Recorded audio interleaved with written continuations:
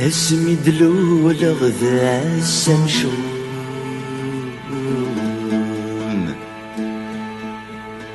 ذوق فوسيد شمس اغلى الهموم لكن ورثتي خير مرامان لو كانوا لي وذاج الطوم عاد يرغ داخل الجنون لكن ورثت حسي يصغر يميس الصورة ويجوم لابد زد جاب غنون يمر دي السجان راغان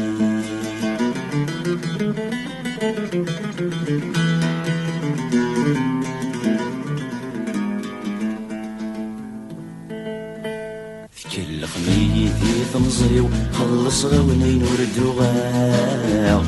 كسمينا ولانيو لمحمينا كل سرماو المحنة ثنجر يغسيو وقبل درس الموتيو هاين ياكو يجمع وليو السيل سيوا ثين ضماو السيل سيوا ثين ضماو مرزقين غاد سنسراو بالعيدة نبدا غروان الناس غاكون غفراو هاينا ولانا عزيزان إذا فاتنا راه نبداو خاص تمشيك ثمور وهماو ماشي ذو ذمسي روحاو عاد مليل نتولن نون عاد مليل نتولن نون صوك نريد يتعقل دمي نادي يرول في الليل فهم الطوثي والحلال ويسن كان مكثم مثيل هذا سنسخر بغل شغال هذا سن يعرف ووال تاقرا ما نميعقل تدر تدعجل غوري تدر تدعجل غوري هيا جيك ذا سيرم تركيثي والظلرام دلي زمان يسم كيف جاي الحرز دلوفاو تبور في الحبس في الزم في اللسنا ورقتي وتوشم دورة السدنيا تصجم طول عماري ثمر كان طول عماري ثمر كان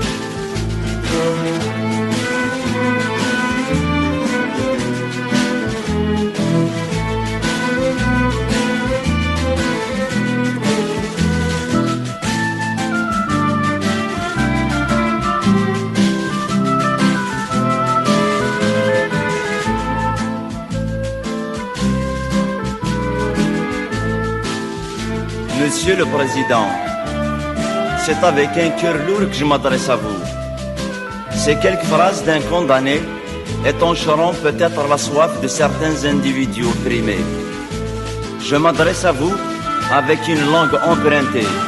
pour vous dire simplement et clairement que l'État n'a jamais été la patrie. D'après Bakounine, c'est l'abstraction métaphysique, mystique, juridique, politique de la patrie. Les masses populaires de tous les pays aiment profondément leur patrie. Mais c'est un amour réel, naturel, pas une idée infecte. Et c'est pour cela que je me sens franchement le patriote de toutes les patries opprimées.